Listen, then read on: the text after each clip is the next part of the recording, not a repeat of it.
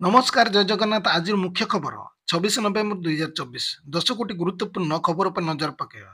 Number 1 JEE main 2025 11 lakh रु अधिक आवेदन जनवरी 22 रु परीक्षा जुग्म प्रवेशिक परीक्षा जेई 2025 पंजीकरण शेष होईछि।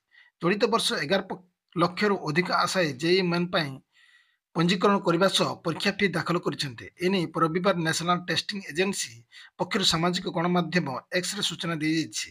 सूचनायोग्य अक्टोबर 28 रु जेई मेन सेशन 1 ऑनलाइन आवेदन आरंभ होता। नवेम्बर 22 पर्यंत आवेदन सुजोग दी जाइथिला। 26 रु 27 जाए फॉर्म संशोधन करने सुजोग मिलिबो। जनवरी 22 रु 31 मध्य परीक्षा देबाक योजना रही।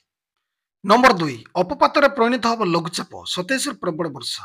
ଆଜି ଅପପାତ ପରିଣତ ହେବ ସଦୃଶ୍ୟ ଲଘୁଚାପ ଯାହା ଫଳ ପ୍ରଭାବରେ ରାଜ୍ୟର 27 ରୁ 29 ତାରିଖ ପର୍ଯ୍ୟନ୍ତ ପ୍ରବଳ ବର୍ଷା ହେବାର ସମ୍ଭାବନା ରହିଛି। ଏନେଇ ଆଞ୍ଚଳିକ ପାଣିପାଗ କେନ୍ଦ୍ର ପକ୍ଷରୁ ସୂଚନା ଜାରି କରାଯାଇଛି। ପାଣିପାଗ କେନ୍ଦ୍ର ପକ୍ଷରୁ ଜାରି କରାଯାଇଥିବା ସୂଚନା ଅନୁସାରେ ଦକ୍ଷିଣ ପୂର୍ବ ବଙ୍ଗୋପସାଗର ତତ୍ସଂଲଗ୍ନ ଭାରତ ମହାସାଗର ନିକଟସ୍ଥ ଅଞ୍ଚଳରେ ଅବସ୍ଥିତ ସଦୃଶ୍ୟ ଲଘୁଚାପ ଏହା ପ୍ରଭାବରେ 25 ରୁ 27 ତାରିଖ ମଧ୍ୟରେ ତାମିଲନାଡୁ ଓ ପଣ୍ଡିଚେରୀ ପ୍ରବଳରୁ ଅତି ପ୍ରବଳ ବର୍ଷା ହେବ। ସେହିପରି 28 ଓ 29 ତାରିଖରେ ପ୍ରବଳ ବର୍ଷା ହେବାର ଯାଇ ପୂର୍ବାନୁମାନ କରିଛି ଭାରତୀୟ ପାଣିପାଗ ବିଜ୍ଞାନ କେନ୍ଦ୍ର। 27 ରୁ 29 ତାରିଖ ପର୍ଯ୍ୟନ୍ତ ଦକ୍ଷିଣ ଉପକୂଳ ଆନ୍ଧ୍ରପ୍ରଦେଶରେ ପ୍ରବଳ ବର୍ଷା ହେବାର ଆକଳନ କରିଛି ପାଣିପାଗ ବିଭାଗ। ଏହା ପ୍ରଭାବରେ 25 ରୁ 26 ତାରିଖ ଓଡ଼ିଶାର ପାଗ ମେଘୁଆ ରହିବା ସହ 27 ତାରିଖରୁ 3 ଦିନ ଧରି ଓଡ଼ିଶାର ଅନେକ ଜିଲ୍ଲାରେ ବର୍ଷା କିମ୍ବା ଘଡ଼ଘଡ଼ି ହେବାର ସମ୍ଭାବନା ରହିଥିବା ପୂର୍ବାନୁମାନ କରିଛି ପାଣିପାଗ ବିଭାଗ। ନମ୍ବର 3 ଆଜିଠୁ ସଂସଦ ଶୀତ ଅଧିବେଶନ ଆଗତ ହୋଇପାରେ 5ଟି ନୂତନ bill.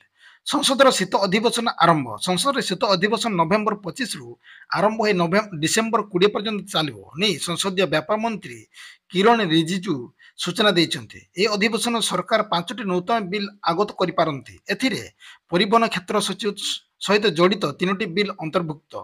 Coastal shopping bill, Indian ports bill, merchant shipping bill ମଧ୍ୟ ସଂସଦରେ ଉପସ୍ଥାପନ କରିପାରନ୍ତି। ଏଥିସହିତ ପୂର୍ବରୁ ଉପସ୍ଥାପିତ ହୋଇଥିବା 13ଟି ବିଲ୍ ପାସ୍ ପାଇଁ ତାଲିକାଭୁକ୍ତ କରାଯାଇଛି। ଏଥିରେ ବ୍ୟାଙ୍କିଂ ଆଇନ, ସଂସଦୀୟ ବିଲ୍ ଏବଂ ୱାକ୍ସ ବିଲ୍ ମଧ୍ୟ ରହିଛି। ସେପଟେ ଆଜିଠୁ ଆରମ୍ଭ ହେବାକୁ ଥିବା ଅଧିବେଶନକୁ ସୁରୁଖୁରୁରେ ଚଳାଇବାକୁ ଗତକାଲି ସର୍ବଦଳୀୟ ବୈଠକରେ ଆଲୋଚନା କରାଯାଇଛି। ବିଭିନ୍ନ ପ୍ରସଙ୍ଗର ଆଲୋଚନା ପାଇଁ ବିରୋଧୀ ଦାବି ରଖିଛନ୍ତି। ନମ୍ବର 4 ଶୀତ ଅଧିବେଶନରେ ବିଧାନସଭାକୁ ଜଗିବେ 24 ପ୍ଲାଟୁନ୍ ଫୋର୍ସ। ଆଜିଠୁ ଆରମ୍ଭ ହେବ ବିଧାନସଭା ଶୀତକାଳୀନ ଅଧିବେଶନ। ତେଣୁ ଆଜି ଚାଲିଛି ସର୍ବଦଳୀୟ ବୈଠକ। ସେପଟେ ଅଧିବେଶନ ପୂର୍ବରୁ ବିଧାନସଭା ପରିସର ସୁରକ୍ଷା ବ୍ୟବସ୍ଥାକୁ ଯାଞ୍ଚ କରାଯାଇଛି। ସୂଚନା ଅନୁଯାୟୀ ଚଳିତ ବିଧାନସଭା ଶୀତ ଅଧିବେଶନ ପରେ ବିଧାନସଭାକୁ ଜଗିବେ 24 ପ୍ଲାଟୁନ୍ ଫୋର୍ସ। ଡିସିପି ନେତୃତ୍ୱରେ 8 ଜଣ additional DCP, 2 company CRPF, 2 unit special tactical unit, 4 platoon SOG, dog squad, bomb ନିଷ୍କ୍ରିୟକାରୀ ସ୍କ୍ୱାଡ୍ ନିଯୁକ୍ତି ହୋଇଛନ୍ତି। ଏହା ସହିତ ସାଦା ପୋଷାକରେ ରାଜଧାନୀ ବିଭିନ୍ନ ସ୍ଥାନରେ ଗୋଇନ୍ଦା ଅଧିକାରୀମାନଙ୍କୁ ନିଯୁକ୍ତ କରାଯାଇଛି। ଅଧିବେଶନ ସମୟରେ ଗାନ୍ଧୀ ମାର୍ଗରୁ ପୁରା ସିସିଟିଭି ସର୍ଭେଲାନ୍ସ ରଖାଯିବ। ବିଧାନସଭା ପାଇଁ କମିଶନରେଟ୍ ପୁଲିସ ପକ୍ଷରୁ 8ଟି ଅସ୍ଥାୟୀ କ୍ୟାମ୍ପ ମଧ୍ୟ ପ୍ରସ୍ତୁତ କରାଯାଇଛି। ନମ୍ବର 5 ସରକାର ମାଗଣା ଯୋଜନା ଭୋଟ ସର୍ବସ୍ୱ ଦେଶକୁ ବର୍ବାଦ କରିବ। ଦେଶର ବିଭିନ୍ନ ରାଜ୍ୟ ଓ କେନ୍ଦ୍ର ସରକାର ଭୋଟ ପାଇବା ପାଇଁ ଲୋକଙ୍କର ଅର୍ଥରେ ମାଗଣା ବିଦ୍ୟୁତ ପାଣି ଟିକସ କାଢ଼ିଆ ଆଜି ଅନେକ ଯୋଜନା ଘୋଷଣା କରି ଭୋଟ ହାତେଇବାକୁ ପ୍ରୟାସ କରିବା ଦେଖିବାକୁ ମିଳୁଛି। ଏ ବାବଦ ସଂରକ୍ଷଣ ଜାତି ମଧ୍ୟରେ ବିଭେଦ ସୃଷ୍ଟି କରି ଚାଲିଛି। ଏ ସମ୍ପର୍କରେ କଟକ ମହାନଗରର ବରିଷ୍ଠ ନାଗରିକ ମହାସଭା ଅନୁକୂଲ୍ୟରେ ଡକ୍ଟର କୃପାଳ ସିନ୍ଧୁ ପଣ୍ଡାଙ୍କ ସଭାପତିତ୍ୱରେ ଏକ ଆଲୋଚନା ସଭା ପଣ୍ଡା ମେଡିକାଲ ହଲରେ ଅନୁଷ୍ଠିତ ହୋଇଯାଇଛି। ପ୍ରଫେସର ବୈଷ୍ଣବ ସାମଲ ବକ୍ତା ଭାବରେ ଯୋଗଦେଇ ମାଗଣା ଉପହାର ଯୋଜନା ଭୋଟ ସର୍ବସ୍ୱ ବୋଲି କହିଥିଲେ। ଏସବୁ ସରକାର ଆପଣେଇ ନେଇଛନ୍ତି। ଏ ଭୋଟ ଲୋକଙ୍କ ଅର୍ଥରେ ଦେଶକୁ ବର୍ବାଦ କରିବା ଆଗରୁ ନେଇଯିବେ। ସେପରି ଜାତିଗତ ସଂରକ୍ଷଣ 10 ବର୍ଷ ପାଇଁ ଆମ୍ବେଦକର କରିଥିଲେ, ମାତ୍ର ତାହା ଏଯାବତ୍ ଚାଲିଛି। ଏ ସମ୍ପର୍କରେ ଆଜି ଚିନ୍ତା କରିବା କଥା ଇଞ୍ଜିନିୟର ଧୀରେନ୍ଦ୍ର ଓ ସୁନୀଲ ଡକ୍ଟର ବୋଷ କହିଥିଲେ। ଆଜି ମୂଲ ଲାଗିବା ଲୋକ ମିଳୁନାହାନ୍ତି। ନମ୍ବର 6 ଦୁନିଆର ଏ ଦେଶକୁ ମିଳିଥାଏ ପୁରୁଷ ଓ ନାରୀ ସମାନ ଅଧିକାର। ଜାଣନ୍ତୁ କ'ଣ କହୁଛି ରିପୋର୍ଟ। କୁହାଯାଏ ସମୟ ସହିତ ସମାଜ ଓ ଏହା ଚିନ୍ତାଧାରାକୁ ବଦଳିଥାଏ, କିନ୍ତୁ ମହିଳାମାନଙ୍କ କ୍ଷେତ୍ରରେ ଏହା ଦୃଶ୍ୟମାନ ହୁଏ ନାହିଁ। ଏଭଳି କୁହାଯାଇପାରେ ଯେ ଏହା ହେଉଛି ଆଧୁନିକ ଯୁଗ। ଏ ଯୁଗରେ ମଣିଷ ବିଜ୍ଞାନ ମାଧ୍ୟମରେ ପ୍ରତିଦିନ ନୂଆ ନୂଆ ଜିନିଷ ସୃଷ୍ଟି କରୁଛି, କିନ୍ତୁ ସେତେବେଳେ ବି ମହିଳାମାନଙ୍କୁ ପୁରୁଷ ସହିତ ପରି ସମାନ ଅଧିକାର ଦେବା କଥା ଆସେ ଏ ସମାଜରେ ଶତାବ୍ଦୀ ପଛରକୁ ଚାଲିଯାଏ। ଆମେ କହୁଛୁ କାରଣ ୱାର୍ଲଡ ବ୍ୟାଙ୍କ ରିପୋର୍ଟ ମଧ୍ୟ ସମାନ ବିଶ୍ୱାସ କରେ। ତେବେ ଆସନ୍ତୁ ଏ ବିଷୟରେ ବିସ୍ତୃତ ଭାବରେ ଆଲୋଚନା କରିବା। ୱାର୍ଲଡ ବ୍ୟାଙ୍କ ଏବଂ ରିପୋର୍ଟ ଅନୁଯାୟୀ ବିଶ୍ୱର 14 ଦେଶରେ ମହିଳା ବ୍ୟବସାୟ ତଥା ଆଇନରେ ସମାନ ଅଧିକାର ରହିଛି। ଏହି ଦେଶଗୁଡ଼ିକ ହେଉଛି Belgium, Canada, Denmark, France, Greece, Iceland, Ireland, Latvia, Luxembourg, Portugal, Spain, Sweden, German ଏବଂ ନେଦରଲ୍ୟାଣ୍ଡ। ଏହି 4ଟି ଦେଶରେ ଯାହା ଅନ୍ତତଃ ଆଇନଗତ ଏବଂ ବ୍ୟବସାୟ ଦୃଷ୍ଟିରୁ ପୁରୁଷ ଏବଂ ମହିଳାଙ୍କ ସମ୍ପୂର୍ଣ୍ଣ ସମାନ ଅଧିକାର ପ୍ରଦାନ କରନ୍ତି। ନମ୍ବର 7 4ରେ ପୁରୀ ଆସିବେ ରାଷ୍ଟ୍ରପତି। ଆସନ୍ତା ଡିସେମ୍ବର 4ରେ ରାଷ୍ଟ୍ରପତି ଦ୍ରୌପଦୀ ମୁର୍ମୁ ପୁରୀ ଗସ୍ତରେ ଆସିବେ। ରାଷ୍ଟ୍ରପତି ପୁରୀ ବ୍ଲୁ ଫ୍ଲାଗ ବିଚ୍ରେ ହେଉଥିବା ଭାରତୀୟ ନୌସେନା ଦିବସ କାର୍ଯ୍ୟକ୍ରମର ମୁଖ୍ୟ ଅତିଥି ଭାବେ ଯୋଗଦେବେ। ଏଥିସହ ଶ୍ରୀମନ୍ଦିର ଆସି ମହାପ୍ରଭୁଙ୍କ ଦର୍ଶନ କରିବେ। ପରେ ରାଷ୍ଟ୍ରପତି ଗୋପବନ୍ଧୁ ଆୟୁର୍ବେଦ ମହାବିଦ୍ୟାଳୟରେ ହୀରକ ଜୟନ୍ତୀ ଉତ୍ସବରେ ମୁଖ୍ୟ ଅତିଥି ଭାବେ ଯୋଗଦେବେ। ରାଷ୍ଟ୍ରପତିଙ୍କ ଗସ୍ତକୁ ଦୃଷ୍ଟିରେ ରଖି ପୁଲିସ ପ୍ରଶାସନ ପକ୍ଷରୁ କଡ଼ା ସୁରକ୍ଷା ବ୍ୟବସ୍ଥା ଗ୍ରହଣ କରାଯାଇଛି। ପୁଲିସ ମହାନିର୍ଦ୍ଦେଶକ ଡିଜିପି ୱାଇବି ଖୁରାନିଆ ରବିବାର ପୁରୀ ଆସି ସମସ୍ତ ବ୍ୟବସ୍ଥାକୁ ଅନୁଧ୍ୟାନ କରିବା ସହ ବରିଷ୍ଠ ପୁଲିସ ଅଧିକାରୀଙ୍କ ସହିତ ବୈଠକ କରିଛନ୍ତି। ପୁଲିସ ମହାନିର୍ଦ୍ଦେଶକ ପ୍ରଥମେ ଶ୍ରୀମନ୍ଦିର ଯାଇ ମହାପ୍ରଭୁଙ୍କ ଦର୍ଶନ କରିବା ପରେ Samang parking, blue flag beach, ଭାବଭବନ, ରାଜଭବନ ଓ ବେଳାଭୂମି ଯାଇ ସମସ୍ତ ବ୍ୟବସ୍ଥାକୁ ଅନୁଧ୍ୟାନ କରିଥିଲେ।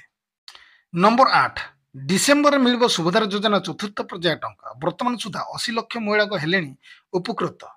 ଡିସେମ୍ବରରେ ମିଳିବ ସୁଭଦ୍ରା ଯୋଜନା ପ୍ରଥମ କିସ୍ତି ଚତୁର୍ଥ ପର୍ଯ୍ୟାୟ ଟଙ୍କା। ବର୍ତ୍ତମାନ ସୁଦ୍ଧା 3ଟି ପର୍ଯ୍ୟାୟ 80 ଲକ୍ଷ ମହିଳାଙ୍କୁ ସୁଭଦ୍ରା ଟଙ୍କା ଦିଆଗଲାଣି।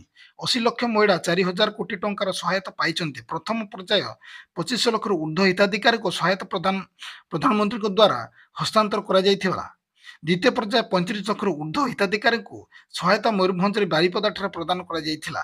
ତୃତୀୟ ପର୍ଯ୍ୟାୟରେ 20 ଲକ୍ଷରୁ ଅଧିକ ମହିଳାଙ୍କୁ 5,000 ଟଙ୍କା ଲେଖାଏଁ ପଠାଯାଇଛି। ବର୍ତ୍ତମାନ ସୁଦ୍ଧା 1,16 ଲକ୍ଷ ମହିଳା ସୁଭଦ୍ରା ଯୋଜନା ପାଇଁ ଆବେଦନ କରିଛନ୍ତି। ଅନ୍ତର୍ଜାତୀୟ ମହିଳା ଦିବସ ପର୍ଯ୍ୟାୟ ସୁଭଦ୍ରା ପାଇଁ ଆବେଦନ କରିହେବ। ନମ୍ବର 9 ଓଡ଼ିଶାରେ ଚାକିରି ବର୍ଷା। 9,000 ପଦବୀ ନିଯୁକ୍ତି ପାଇଁ କରନ୍ତୁ ଆବେଦନ।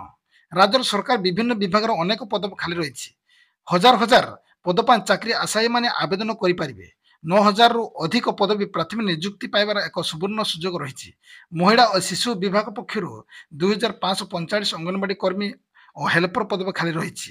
ଡିସେମ୍ବର 12 ସୁଦ୍ଧା ପ୍ରାର୍ଥୀମାନେ ଏଥିରେ ଆବେଦନ କରିପାରିବେ।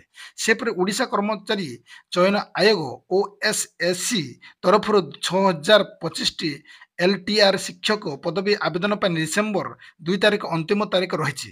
ଏଥିସହିତ OSSCରେ CGL ଗ୍ରୁପ B C ପାଇଁ 163ଟି ପଦ, ଯୁକ୍ତ 2 ଗ୍ରୁପ Cରେ 324ଟି ପଦ, ସବ୍ ଇନ୍ସପେକ୍ଟର 31ଟି ପଦ, ଜୁନିୟର ଷ୍ଟେନୋଗ୍ରାଫ ଓ ଜୁନିୟର ଗ୍ରେଡ୍ ଟାଇପିଷ୍ଟ 60ଟି ପଦ ଖାଲି ରହିଛି।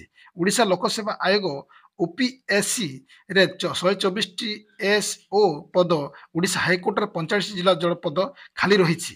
ନମ୍ବର 10 ରାଜ୍ୟରେ ଖୋଲାଯିବ ମହିଳା କୋର୍ଟ। ନିଯୁକ୍ତି ପାଇଁ ମହିଳା ଅଧିକାରୀ। ପ୍ରଭାତୀ ପରିଡ଼ା। ରାଜ୍ୟର ଆଗାମୀ ଦିନରେ ମହିଳା କୋର୍ଟ ଖୋଲାଯିବ ସହ କୋର୍ଟ ମଧ୍ୟରେ ସମସ୍ତ ଅଧିକାର ମହିଳା ରହିବେ। ଏନେଇ ସରକାର ପକ୍ଷରୁ ଯୋଜନା ରହିଥିବା ବେଳେ ମହିଳାମାନେ ଆଇନ ସମ୍ପର୍କ ସଚେତନ ହେଲେ ସେମାନଙ୍କ ବିରୋଧରେ ଘଟୁଥିବା ଅନ୍ୟାୟ ଅତ୍ୟାଚାର ସାମନା କରିବା ଶକ୍ତି ଆହରଣ କରିପାରିବେ। ରାଜ୍ୟ ମହିଳା କମିଶନ ପକ୍ଷରୁ ପୁରୀ ଜିଲ୍ଲା ନିମାପଡ଼ା ବ୍ଲକ ମହିଳାମାନଙ୍କ ମଧ୍ୟରେ ଆଇନ ସଚେତନ ଶିବିରରେ ଯୋଗଦାନ କରି ଉପମୁଖ୍ୟମନ୍ତ୍ରୀ ପ୍ରଭାତୀ ପରିଡ଼ା ଏପରି ମତ ରଖିଥିଲେ। ସ୍ଥାନୀୟ ଇଣ୍ଡୋର ଷ୍ଟାଡିୟମଠାରେ ଆୟୋଜିତ ମହିଳା କଲ୍ୟାଣକାରୀ ଆଇନ ସମ୍ପର୍କରେ କରାଯାଇଥିବା ସଚେତନ କାର୍ଯ୍ୟକ୍ରମରେ ନିମାପଡ଼ା ବ୍ଲକ ବିଭିନ୍ନ ପଞ୍ଚାୟତ, ଗ୍ରାମ ପଞ୍ଚାୟତ ଓ ବିଜ୍ଞାପିତ ଅଞ୍ଚଳରେ ପରିଷଦ ମଧ୍ୟରେ ଥିବା ସ୍ୱୟଂ ସହାୟକ ଗୋଷ୍ଠୀ ସଦସ୍ୟା, ଅଙ୍ଗନବାଡି କର୍ମୀ, ଆଶାକର୍ମୀ ଏବଂ ବିଭିନ୍ନ ସ୍ୱେଚ୍ଛାସେବୀ ସଂଗଠନର ମହିଳାମାନେ ଏଥିରେ ସାମିଲ ହୋଇଥିଲେ। ବାସ୍ ଆଜି ପାଇଁ ଖବର ରଖିବା, ପୁଣି ନେଇ ଆସିବି ନେକ୍ସଟ ଅପଡେଟ୍। ସେ ପର୍ଯ୍ୟନ୍ତ ବିଦାୟ ନେଉଛି। ନମସ୍କାର, ଜୟ ଜଗନ୍ନାଥ।